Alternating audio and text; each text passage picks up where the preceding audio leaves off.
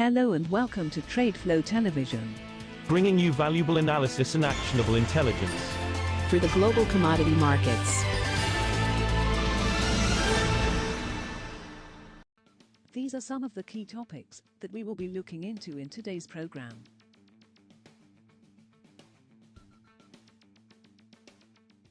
First, let's take a look at the overnight headlines which are impacting the commodity markets. The global sugar market is expected to shift into surplus in the 2021-22 season, driven partly by higher production in Thailand and India, Tropical Research Services (TRS) said in a report. TRS projected a surplus of 5.18 million tons, raw value, compared with a deficit of 2.07 million in 2020-21, on an October to September basis. Global sugar production was seen climbing 5.0% to 191.51 million tons.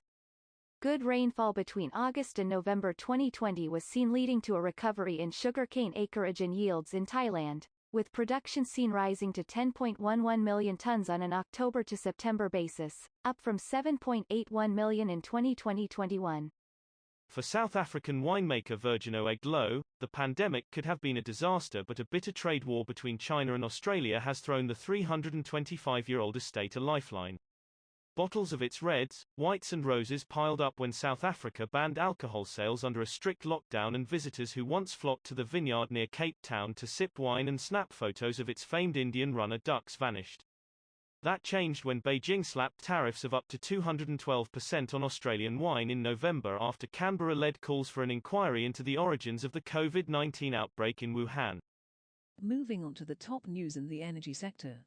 Iraq said on Wednesday OPEC Plus would keep its output cuts policy unchanged at a March meeting, but that Saudi Arabia would likely abandon voluntary production cuts of 1 million barrel per day, BPD, after that as oil prices rally. Iraqi Oil Minister Hassan Abdul-Jabbar said he anticipated an oil price of $58 to $63 in 2021.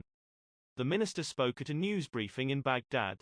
Iraq, OPEC's second-largest producer, relies on oil exports for nearly all its state revenue. It was hit hard by low oil prices last year and struggled to pay public sector workers. U.S. crude oil stocks plunged unexpectedly last week, tumbling by more than 6 million barrels, as refiners ramped up production rates to pre-pandemic levels in March amid rising fuel demand, the Energy Information Administration said on Wednesday. Crude inventories fell by 6.6 million barrels in the week to February 5 to 469 million barrels, compared with expectations in a Reuters poll for a 985,000 barrel rise. Refinery utilization rates rose by 0.7 percentage point in the week to 83%, the highest level of refining utilization since March. Refinery crude runs rose by 152,000 barrels per day in the last week, the EIA said, as refiners expect fuel demand to continue to rebound from last year's coronavirus-induced weakness. Next, we have the top news in metal markets. Producers of nickel pig iron (NPI) in Indonesia are looking at converting their material into an intermediate product that can be turned into nickel chemicals for the lucrative electric vehicle market. Nickel is a key component of the lithium-ion rechargeable batteries used to power electric vehicles, sales of which are expected to soar over coming years as the world moves towards a low-carbon future. Specifically, electric vehicle batteries need nickel sulfate, prices of which have jumped around 40% since last April to above $18,000 a ton. Global demand for silver will rise to 1.025 billion ounces in 2021, its highest in 8 years, as investors and industry ramp up purchases, the Silver Institute said on Wednesday, predicting that prices would rise. The coronavirus outbreak triggered a rush among investors to stockpile silver, which, like gold, is traditionally seen as a safe place to store money. That impetus will continue, the institute said, predicting purchases of bars and coins would rise to a 6-year high of 257 million ounces in 2021. Demand for silver for jewelry will rise to 174 million ounces but remain below levels seen before the pandemic. We will now look at the top news in the agricultural sector.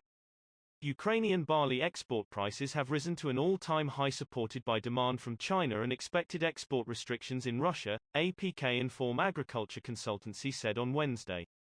Barley bid export prices rose to $243 to $249 per ton CPT, carriage paid for Black Sea, the consultancy said in a report. Strong demand from China continues to play a key role. In July to January 2020-2021 season, China has already imported more than 3 times more Ukrainian barley than in the entire previous season, APK Inform said. That is all for today's news on the commodity market. Stay tuned to TradeFlow TV as we continue to provide you with more updates. You can also follow us on Twitter at TradeFlow TV1, which allows you to watch our program on your mobile device or desktop.